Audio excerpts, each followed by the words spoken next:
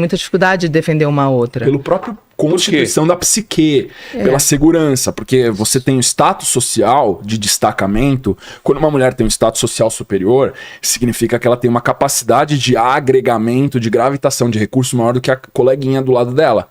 Só que no momento que ela consegue agregar recurso a outra, teoricamente, na mente escassa do ser humano, faltou para outra. Então ela consegue manter a paz porque ela tá numa situação superior à da amiga.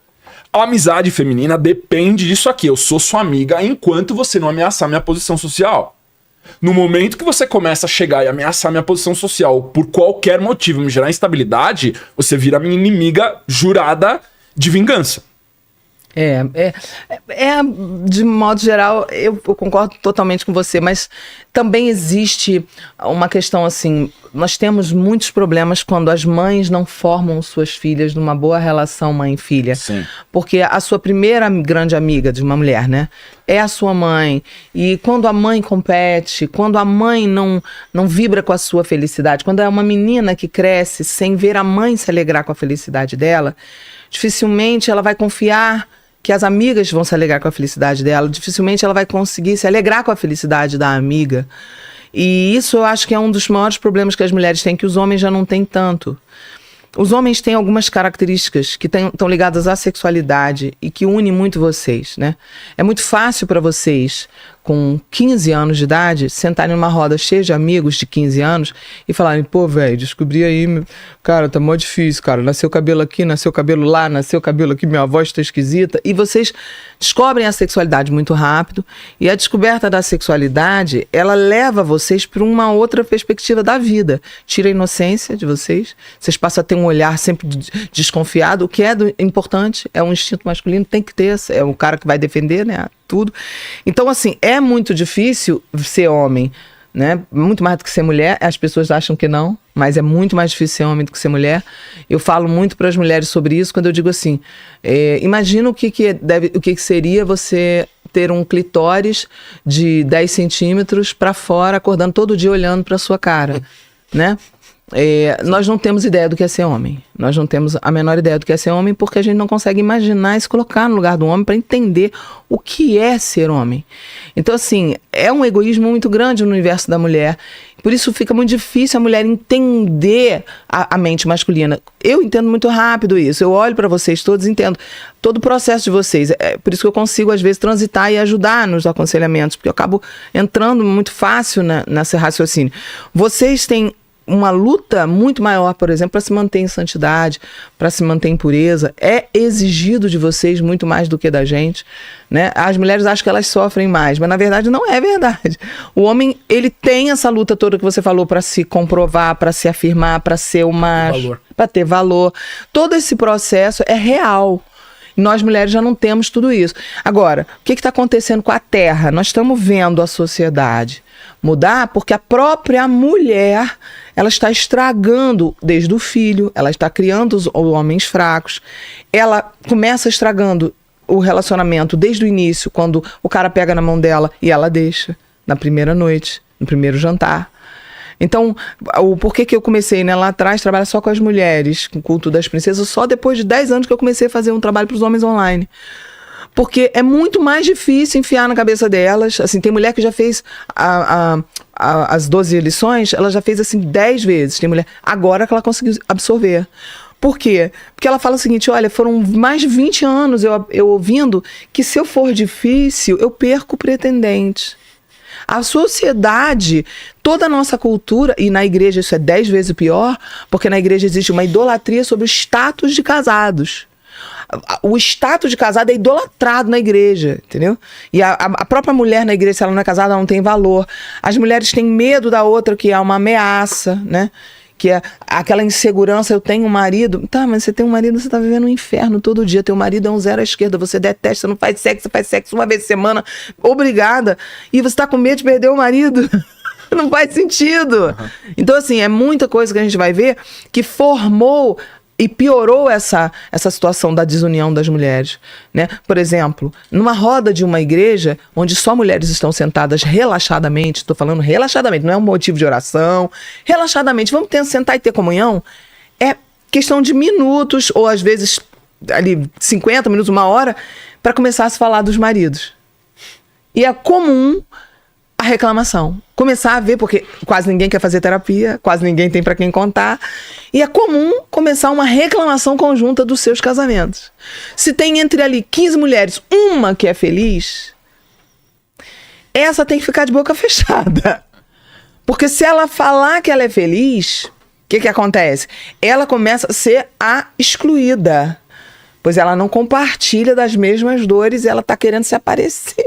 Entendeu? Tem um fundo psicanalítico nesse comportamento também. A gente vê em ambientes seculares e mundanos também esse tipo de comportamento, que isso não tem nada de espiritual nem de religioso, mas assim, quando a alma feminina a gente entende que ela é movida por segurança, e existe essa competitividade de você manter esse status de segurança em cada mulher. Se essa mulher começa a enaltecer a felicidade que ela vive conjugal, ela acabou de criar um alvo nas costas dela para ser atacada por todas aquelas que estão se sentindo inseguras. Sim. Então, o processo todo de felicidade matrimonial para a mulher, e aí tem esse comportamento, até de certa maneira um pouco baixo, onde ela reclama do marido, não necessariamente porque aquilo realmente incomoda ela, mas para ela passar uma imagem social de que ela não está tão segura quanto ela verdadeiramente está. Sim. Eu já vi muitas mulheres falando mal do relacionamento delas e tudo mais, ela fala assim, mas isso não é tão grave assim, então tipo assim, eu consigo relevar. Verdade. Só que na frente das amigas é tipo como se fosse o apocalipse. É verdade. E aí, só que no matrimônio dela, ela não externa isso pro marido, ela não traz isso pra um diálogo. Por que você não fala isso pro seu marido? Ah, não, porque é uma coisa que eu consigo levar. Nem consegue, nem existe diálogo. Sim. Tem marido que ele não fala A com B, ele não fala nada. E você já viu um meme, que é um meme que agora fez bastante sucesso, várias pessoas dos Estados Unidos estão fazendo, que o cara liga a câmera e ele tá brincando com a criança, tá fazendo com os filhos, e de repente a mulher entra reclamando, xingando, aí o cara levanta, pega a mulher, você já viu esse meme? Sim. Dá um beijão na boca, daquela encoxada assim na mulher. Você já viu esse meme? É muito. Já teve vários, já viu? Ela fica parada. Aí a mulher, meu Deus, desarma a mulher. É tipo um beijo de cinema, assim. E aí ela tá reclamando, tipo, lixo que você não jogou fora. Aí ele dá aquele beijo, né, aquele amasso nela, pega o lixo fora e sai, não fala nada, não... Aí a câmera capta, eles filmam, né, pra mostrar. A câmera capta a mulher, tá no risinho, aquele risinho assim, tipo... Que delícia. Ai, que delícia, eu nem sabia. Tipo assim, dá uma quebrada no negócio. Eu tenho percebido, constatado nas pessoas que eu cuidei, que eu ajudei até aqui, casadas, que a questão da realização sexual para o casamento é um dos problemas mais sérios que a gente encontra para a desunião feminina.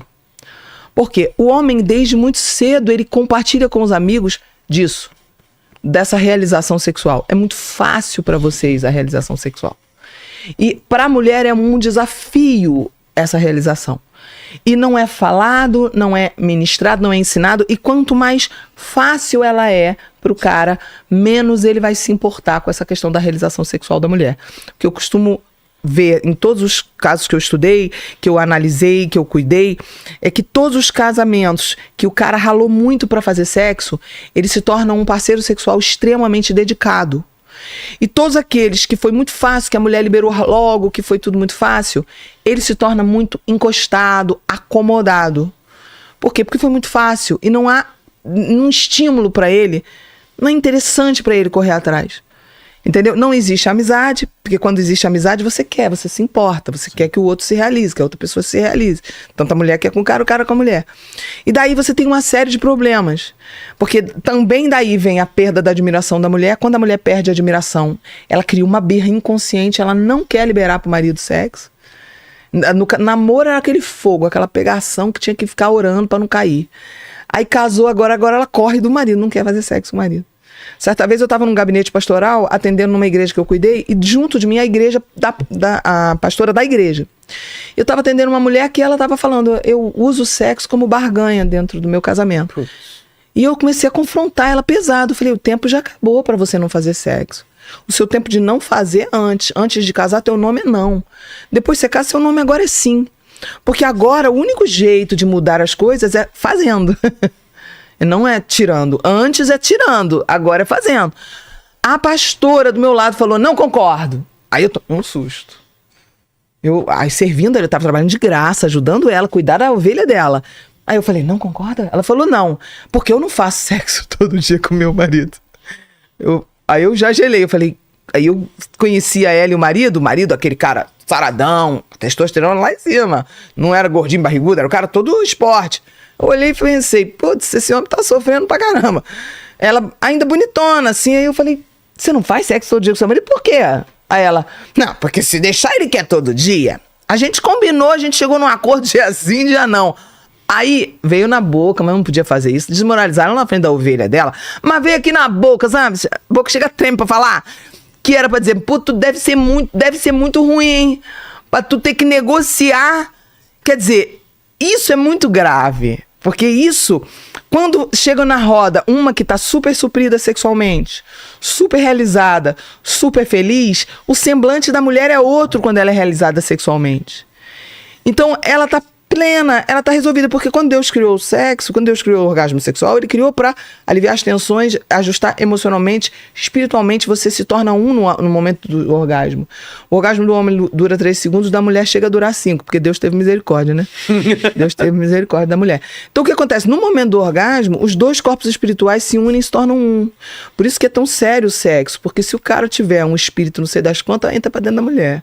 Se a mulher tiver um espírito das quantas, entra no cara. Então, o sexo transfere espírito, porque o corpo espiritual se torna um. Como é que a gente vê isso na Bíblia? Quando Moisés escreve Gênesis 24, ele vê Adão e Eva tendo a primeira relação. E ele vê espiritualmente, por visão aberta. Deus dá para ele escrever o Gênesis. Ele vê eles dois se tornando um só corpo. E ele escreve isso da forma como ele conseguiu escrever. Ele entende isso e fala, cara, eles se tornam um. Mas ninguém ficou colado siamesas, não virou siameses, mas ficaram colados espiritualmente. Entendeu? Então, assim, é um negócio tão profundo, tão complexo, que quando você bota ali as mulheradas toda na mesa, se tem 5 mulheres infelizes na área sexual, elas emanam uma energia de insatisfação. É uma constante insatisfação.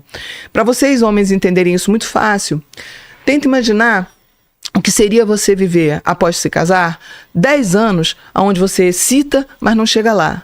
Só quero que vocês imaginem como seria a sua vida, como seria o seu acordar e como seria o seu dormir.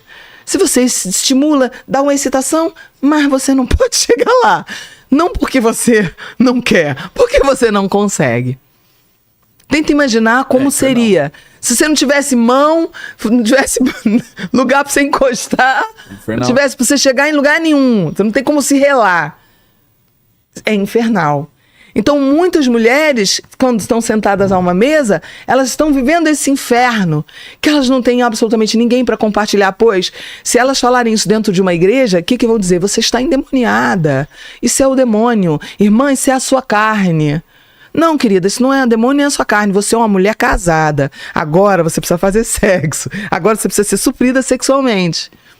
E ninguém dá essa aula na igreja. São pouquíssimas. Eu conheço, assim, eu vou contar no dedo, umas 4 igrejas que eu me lembre que dão essa aulinha. No meio de mais de não sei quantas mil igrejas que eu já fui. Então, isso é um dos motivos da desunião feminina. Pois a mulher, ela não consegue sentar com qualquer amiga e dizer, é bom, né? Você tá bem hoje? Foi legal pra você hoje? Não existe homem. Vocês têm isso desde muito cedo entre vocês. É muito cedo, menino que perdeu a virgindade, caraca, a mulher é muito bom, né? Cara, é muito bom. Então, existe entre vocês uma parça, meu companheiro, meu amigo. Vocês entendem muito fácil, muito rápido um que o outro sente. Vocês conseguem ser companheiros muito rápido. Então você começa a entender que a mulher, ela tem esse problema. Um dos motivos que, graças ao Senhor, eu tive essa virtude de Deus, que quando eu era do mundo, eu fui uma mulher muito bem sucedida nessa área. Eu fui uma mulher muito realizada nessa área. Eu realmente abri mão de tudo para servir Cristo. E eu abri mão de tudo feliz. Eu realmente consegui transcender. Então eu já era uma pessoa que me alegrava com a alegria das minhas amigas. Eu era uma super unida com as minhas amigas. Eu me converti, me consagrei, me santifiquei, me tornei uma mulher que une mulheres. Porque eu consigo ter essa visão para ajudá-las. A maioria... Eu atendi uma mulher uma vez, numa igreja, que ela tinha 10 anos. O filho tinha 10 anos, ela tinha tipo 18 anos de casado, o filho tinha 10 anos. O marido nunca tinha visto a vagina dela. Nossa. Aí eu falei, como assim? Ela falou, eu tenho vergonha, eu aprendi que era pecado. Aí qual foi o meu atendimento? Meu atendimento é, agora, hoje você vai na depilação. Você vai deixar ele ver. E você vai pegar um espelho antes dele ver e você ver. Você vai ver, você vai se contemplar e você vai começar a glorificar, você vai agradecer a Deus. Imagina um atendimento onde eu ensinei ela a olhar para genital que Deus criou. Eu falei, Deus que criou, é a coisa linda que Deus criou. É uma coisa linda, um útero, a vagina, a entrada do útero é um portal por onde pessoas vêm para essa dimensão. Olha que coisa romântica.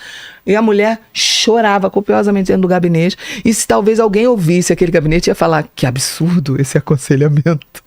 Talvez Foi necessário naquele momento. Talvez outra pessoa dissesse, irmã, você tem que orar mais e jejuar. Só que não era na esfera espiritual.